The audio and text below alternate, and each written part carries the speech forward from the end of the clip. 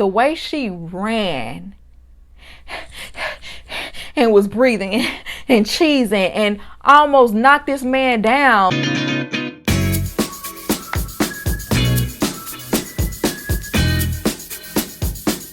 Welcome to La Vida Rosa. I'm your host Pinky, and today we're going to be talking about Love is Blind Season 6 episodes 5 and 6. So if you'd like to see more, then just stay tuned, like, comment, and subscribe. And without further ado, let's get into this video. So we're finally to the episodes where we see all of the couples who have seen each other for the first time. And once again, I'm wondering who were the other couples that we didn't see that weren't designated to go on the trip. Okay?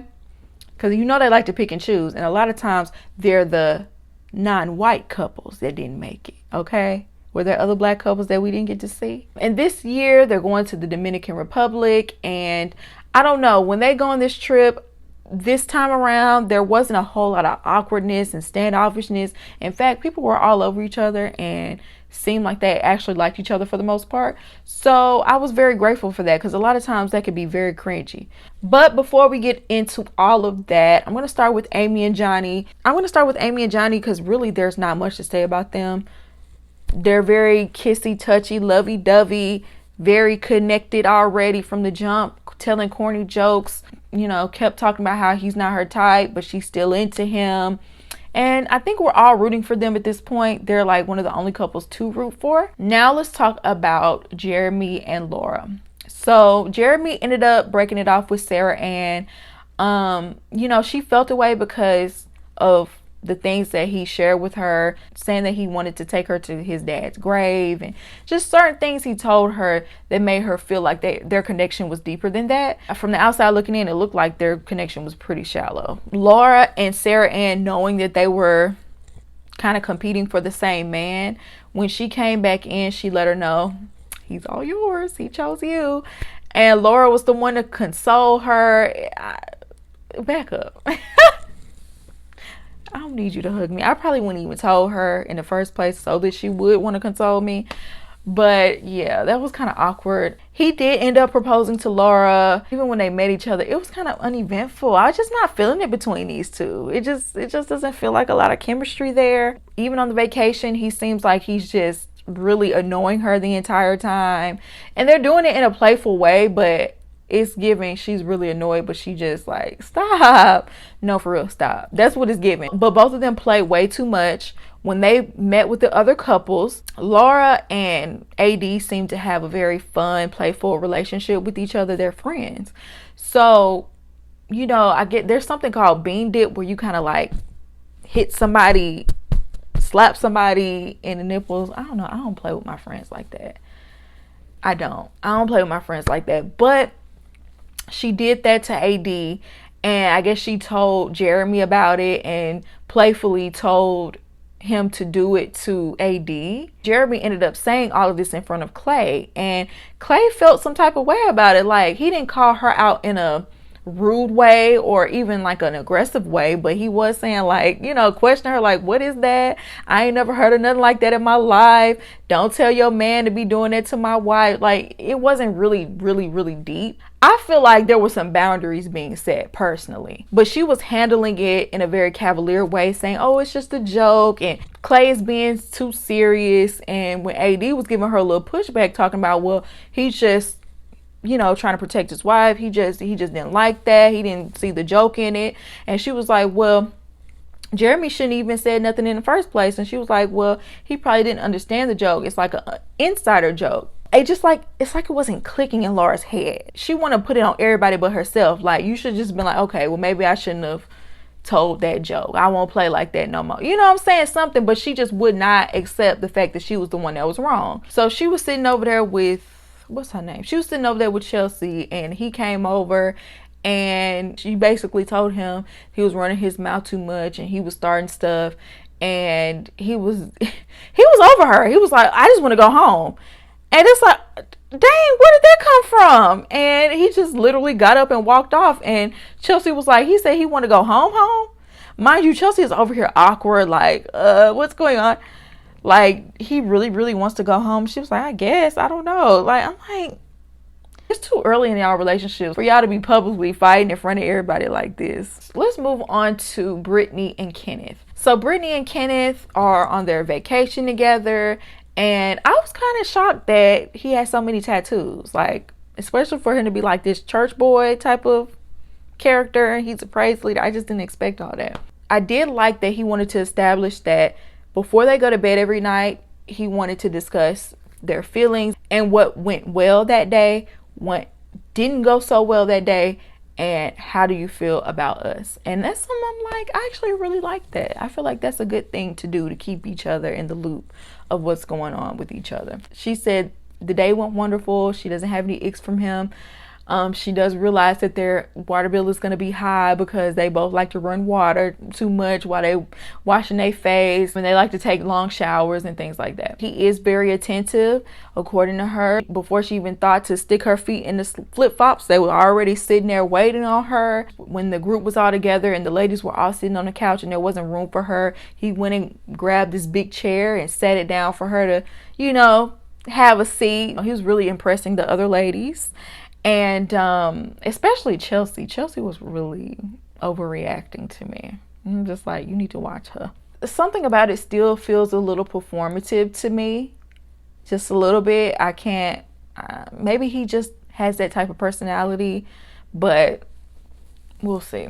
But then he has a conversation with AD, and she asked him, does he typically date white women? And was very shocked when he said he doesn't. I guess he comes off that way to her. But she was basically bringing up the fact that, you know, y'all should be talking about, you know, the fact that y'all are an interracial couple and y'all do need to talk about race. He already knows this is going to be an adjustment. And AD got all the way real with him and said, well, do you think that she will be capable of raising black children? And, ooh, that's a loaded statement, but that is something very serious to consider before you go around having children, because I feel like a lot of identity issues just come naturally to biracial children. If you're raised not seeing color and things like that, it just makes the world even harder. So, you know, he did say that he was pro-black, and I feel like he felt the need to say that because he doesn't want to look like he's a sellout or something like that. And, AD let him know, you can definitely date outside of your race and still be pro-black. I'm not judging you.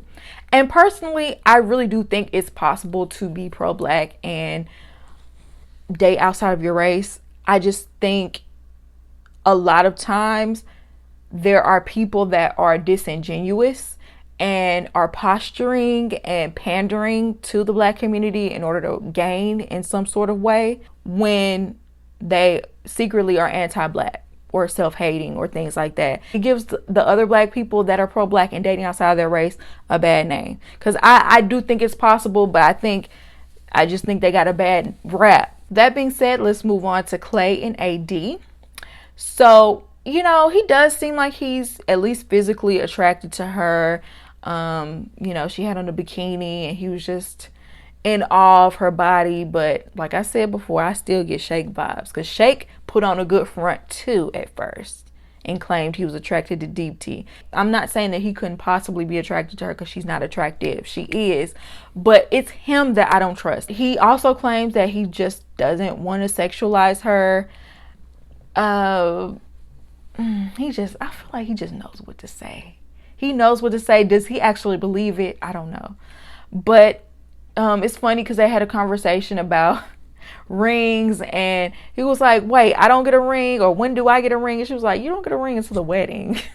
So later on, once again, he's complimenting her body, and she says that she works hard for this body. And he was like, you would have that body even if you didn't work out. She was like, no, I wouldn't. I work hard. I do squats. I eat right, things like that. She counts her calories.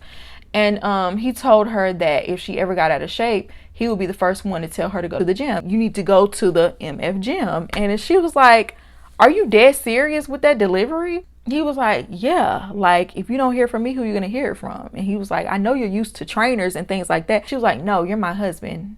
Like, you're not supposed to say things to me in that tone and talk to me crazy.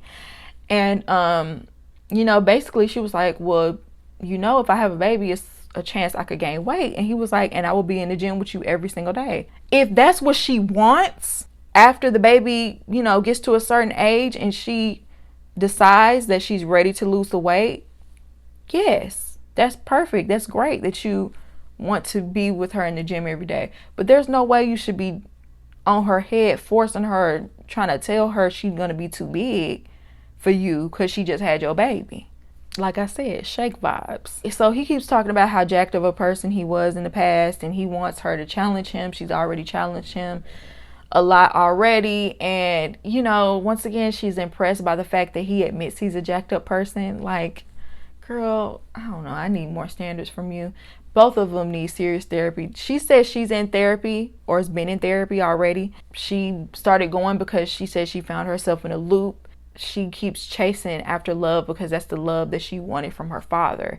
And girl, it just seems like you fell back into old habits by choosing this man. It just really does. And I also wish she didn't tell him that, because I feel like he's the type to want to manipulate and use that against her to get his way. Later on, when they're meeting up with all the other couples, and there was like a little situation with Jimmy, and we'll talk about that when we get to Jimmy and Chelsea. But she was talking to Jimmy and she was telling him that Clay's personality is a whole lot outside of the pods. Like, she knew he had a big personality, but outside of the pods is like really kind of getting to her. And she was being like, I don't know. She only said that to him because when she was talking to somebody else, she was kind of gushing over Clay. But she got real and told him something like that and was kind of flirting with him. I don't know. It was weird. I was side-eyeing their interaction because she was looking in his eyes a lot after hearing what he said about her body. She was just batting those eyes and saying, you know, the little issue she was having with her. I don't know. It was weird. It was weird. If Clay was doing that with another girl, I would have been calling him out and going in on him and everything else. I ain't even gonna lie. So I had to at least mention it because I was like, you are playing into that a little bit. You are. Or maybe she just has a very flirtatious personality. Either way, it's a bit much. And I already talked about the whole bean dip situation, but I just really think it's weird how people just constantly feel the need to talk about her body, mention her body, and even touch her body without necessarily getting consent. It's weird. I don't like it, especially the fact that it's a black woman that it's happening to. I don't know. I wasn't feeling that. So finally, let's discuss Chelsea and Jimmy. When we see them again, he proposed and she accepted, and she met with Trevor literally right after that. And obviously she's going to be crying and sobbing the whole time because she's a big crybaby. She cry over everything. She told him, I can't give you all of me. And, you know, he basically knew what had happened at that point. And he was like, why choose someone who was iffy when I was all about you? He also asked her, well, if I asked you first to marry me, would you have said yes to me? And she never answered that question. I thought that was a good question. She could have at least answered for him. And she just kept crying and talking about how she felt so bad. And then he brought up that bracelet and how he would hit that bracelet 100 times a day because it would correspond with her bracelet and she would feel it. It said something about how her heart would be with him forever. And I don't know, that would have made me mad too, because you led me on with that. Now that's leading somebody on, giving them a bracelet that says that and then turn around and getting engaged to somebody else. She actually really did Trevor dirty. He should have had the reaction that Jessica had to Jimmy because she played him. She played him. She didn't have to do it that way. I really felt bad when he said he tapped that thing 100 times and she probably got annoyed by it. And I don't know, like, he didn't deserve that. But the fact that she chose Jimmy over him, she doesn't deserve him. She doesn't deserve him. But it was funny to me how she was just trying to stand there and just sob and cry and talk about how sorry she was. And he's like, you can go. He probably wanted to sit in silence for a while, just sit with his own thoughts and kind of lick his wounds. And you sitting up here crying and going up, girl, bye. You're dismissed. Then we have Jimmy and Chelsea finally meet. it's funny because in his confessional right before this, he accidentally said Jessica's name, which clearly showed you where his head was. Child, when they opened them doors, the way she ran and was breathing and cheesing and almost knocked this man down, like, I don't know, that was a little embarrassing because the energy was not matched. Like, if he was just as excited as her, it probably wouldn't have been as cringy, but oof, he wasn't returning that energy. He was constantly saying she was gorgeous and beautiful or whatever, but his body language did not match that. He was half hugging her. She was kissing him, but he wasn't really kissing back. He was looking around when he was hugging her like, what did I do? And he said in his confessional that he felt she lied about looking like Megan Fox. And I don't think she necessarily lied because she said other people said it, and other people could have said it.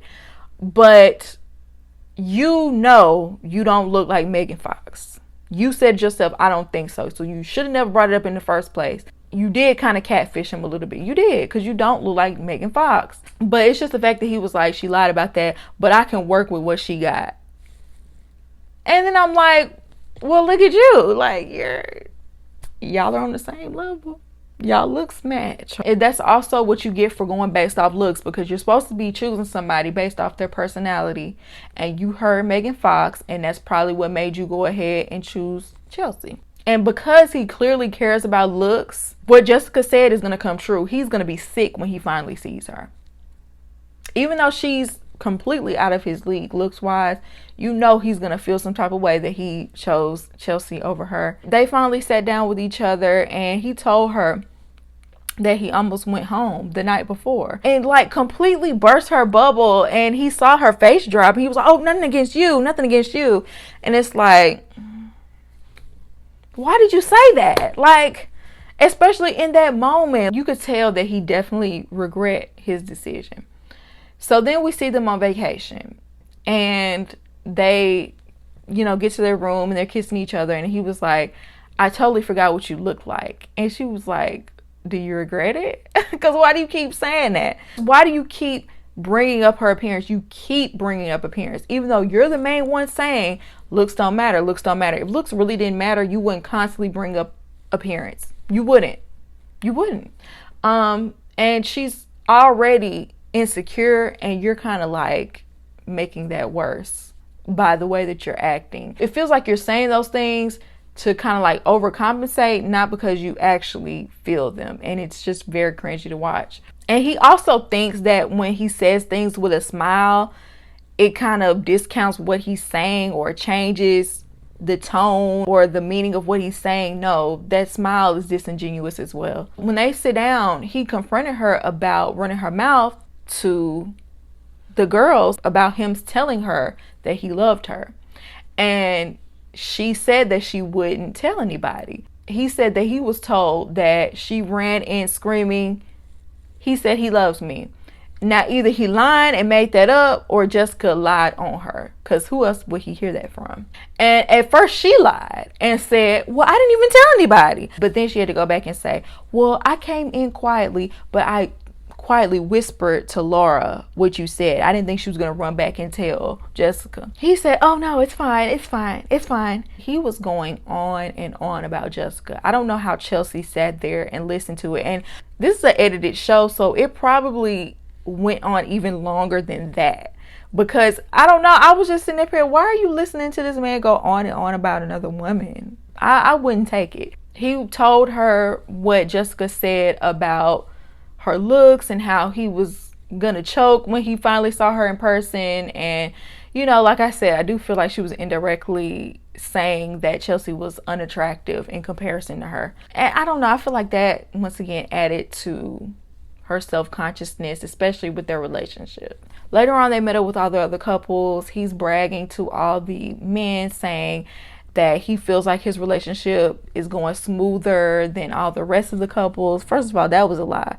Second of all, it really was a lie at the end of the night, except for maybe Laura and Jeremy. So at some point during the party, I don't know why he thought it would be a good idea to tell Chelsea that yeah, AD, her body, she's stacked. And then I remember like a few moments before he told Clay that she was attractive. So that wasn't even the first time he mentioned her looks. Chelsea was thrown off, and I think Chelsea was a little tipsy. She was thrown off by the disrespect because that was rude. He should have never said that. And I feel like she just wanted to bust him out because of how she felt. She turned around to AD, oh girl, how'd you get that butt? Jimmy just said over here, you were stacked. And he was very embarrassed that she put him on blast like that. So much so that he walked off from her, gave AD a hug, basically told AD, I didn't mean it like that. You know, that was so embarrassing for me. And like pretty much had his back to her the whole time. Like she was standing right there. He had his back to her. Like he was definitely trying to be rude. He was definitely trying to send a message to her with his body language. And like low key flirting with AD. Like I said before, she was doing a lot of looking in his eyes, and he was doing a lot of, you know, what he was saying wasn't necessarily disrespectful, but I just feel like if the tables were turned and Chelsea was doing that with another man, I think he would have an issue with that. And so that's what made it bad. I feel like both of them did something wrong in this situation. Chelsea walked off and was talking to Amy about it. And she was really upset the whole time. She kept turning around. It was just making her sicker and sicker every time she looked. And it made her question his sincerity. And then, if that wasn't bad enough, she was sitting over here with Amy and Laura, I believe, and he started asking women why he didn't make their list, like why they didn't like him and stuff. It was just really weird. And you could tell that he was trying to get back at her. He was being very passive aggressive with trying to embarrass her the way that she embarrassed him. Like he was trying to act like he was acknowledging her, but he was really talking over her. So they eventually got back to the room, and he was trying to pretend like nothing's wrong. I told you, he got that permanent smile, that disingenuous smile, the smile that serial killers are made of, okay? Because what's your real emotion? You're not happy right now, okay? And she called him out and confronted him about him leaving her that whole time, and she was alone, and he was gaslighting her, telling her, no, the whole night I was talking about how much I liked you and all this other stuff. Ask the men. She was like, no, but you left me alone, and you were all over another woman. And he wasn't trying to take accountability for any of it. That's how I know he's full of it, because you know what you were doing, you know. And even if you didn't feel like what you were doing was wrong, you hurt her feelings at the very least, and he wasn't even apologetic. So y'all, this ain't gonna work. Judging by the previews, this is gonna get really messy, okay? But y'all let me know what y'all think about this down below. Do you agree with me? Do you not agree with me? I'd love to hear your opinion. And I hope you enjoyed this video, and I'll see you in my next one. Peace.